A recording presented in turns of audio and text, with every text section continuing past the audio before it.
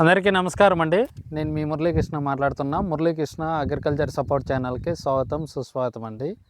ఈరోజు ముఖ్యంగా మనం ఈ వీడియో చేయడం ఏమనగా, చాలామంది రైతులు ఫోన్ చేస్తున్నారు, ఏం పంటగా ఏం మందులు కొట్టాలా ఎట్లా అని ఫోన్ చేస్తున్నారు. నేను ఒకటే చెప్తున్నా ప్రతి ఒక్కరికి కూడా, మేము తోట దగ్గరికి రావాలంటే ప్రతి ఒక్కరు మేము చెప్పినట్లు వాడితేనే మళ్ళీ రెండోసారి అనేది వస్తాము, లేకపోతే రాము. ఎందుకంటే మేము ఒకసారి ఒకటి చెప్తాము, అది వాడకుండా వేరేటి వాడి అవి రిజల్ట్ లేనప్పుడు మళ్ళీ మాకు ఫోన్ చేసి మీరు చెప్పిన వాడినాము రిజల్ట్ లేదని అంటారు. అందుకోసం ప్రతి ఒక్కరికి కూడా మేము ఈసారి టైం టేబుల్ అనేది ఇచ్చేస్తాము ప్రతి ఒక్కరికి కూడా. ఆ టైం టేబుల్ ప్రకారం మీరు వెళ్ళినట్లయితే మీకు మీ పంట కూడా బాగా దిగుబడి వస్తుంది, అధిక దిగుబడి వస్తుంది, పంట కూడా ఆరోగ్యంగా ఉంటుంది, అదేవిధంగా క్రాప్ కూడా ఎక్కువ వస్తుంది. అప్పుడు మీకు కూడా సాటిస్ఫాక్షన్ అవుతుంది. పంట పెట్టినాక మీకు పంట బాగా వచ్చినోడే కదా మీకు సంతోషంగా అంటారు. అందుకోసం ప్రతి ఒక్కరికి కూడా మేము చెప్పేది ఒకటే, మేము చెప్పినట్లు వాడండి, టైం టేబుల్ ఇస్తాము, ఆ టైం టేబుల్ ప్రకారం వెళ్ళండి.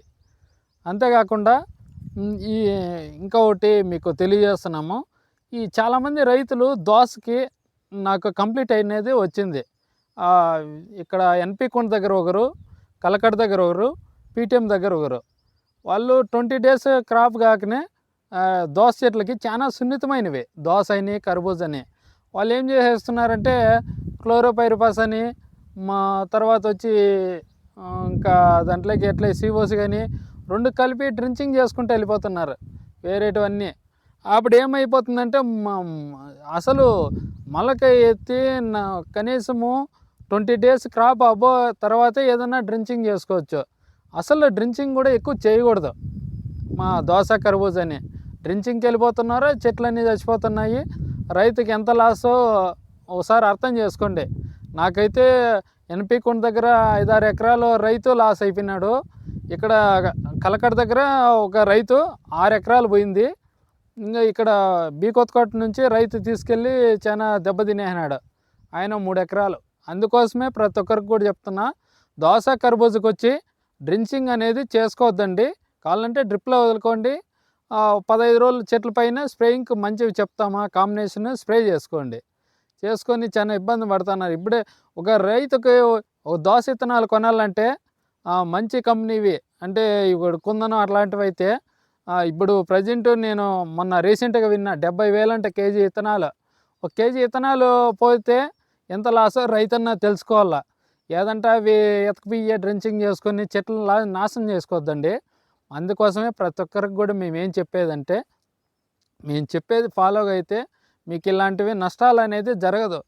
రైతన్నకు నష్టం వస్తే ఎవరు కూడా చూడరు, ఏ గవర్నమెంట్ చూడదు, ఎవరు చూడరు, ఏ పక్కన రైతులు కూడా పట్టించుకోరు, ఎవరు కూడా పట్టించుకోరు. అందుకోసమే నేను చెప్పేది, మీరు ఈ దోసకి కర్బూజాకి డ్రించింగ్ చేయొద్దండి, స్ప్రేయింగ్కి వెళ్ళండి.